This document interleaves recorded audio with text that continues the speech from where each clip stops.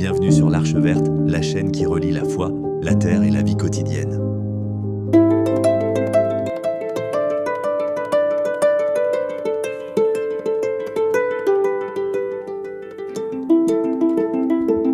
Et si la Bible se lisait aussi avec les mains dans la terre, depuis des millénaires, les Écritures parlent d'arbres, de fruits et de jardins. La nature y est un langage vivant, un lien entre l'homme, la terre et Dieu.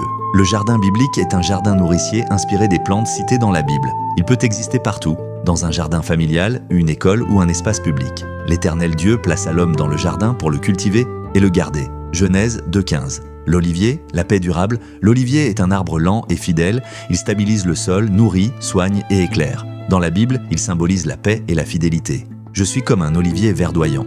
Psaume 52, 10. Planter un olivier, c'est penser à long terme. La vigne, le lien vivant. La vigne s'appuie sur d'autres plantes. Elle transforme le jardin en réseau vivant. Dans la Bible, elle représente la relation et l'alliance. Je suis le vrai CPO, Jean 15. Implanter la vigne, c'est rappeler que la vie grandit dans le lien. Le figuier, l'ombre et la paix. Le figuier offre ombre et nourriture, il crée des espaces de repos. Dans la Bible, il symbolise la sécurité et la paix. Chacun habitera sous sa vigne et sous son figuier. Michée 4,4. Planter un figuier, c'est offrir un lieu de calme, le palmier, la résilience. Le palmier rend la vie possible dans les milieux arides. Il crée l'oasis. Dans la Bible, il représente le juste. Le juste croit comme le palmier.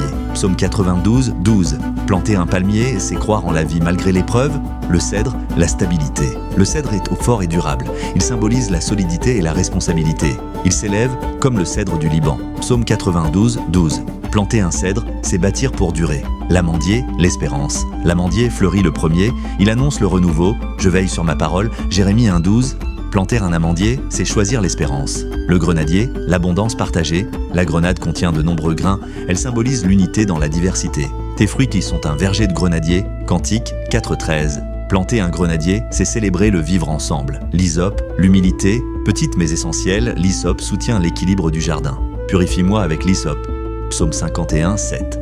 Planter l'hysope, c'est honorer les choses simples. Le jardin biblique n'est pas un musée, c'est un jardin vivant. Il peut naître partout, là où une graine est plantée avec attention. Planter un olivier, une vigne, un figuier ou même une simple plante d'hysope, c'est poser un acte de paix, de mémoire et d'espérance. Ils planteront des vignes et en mangeront le fruit.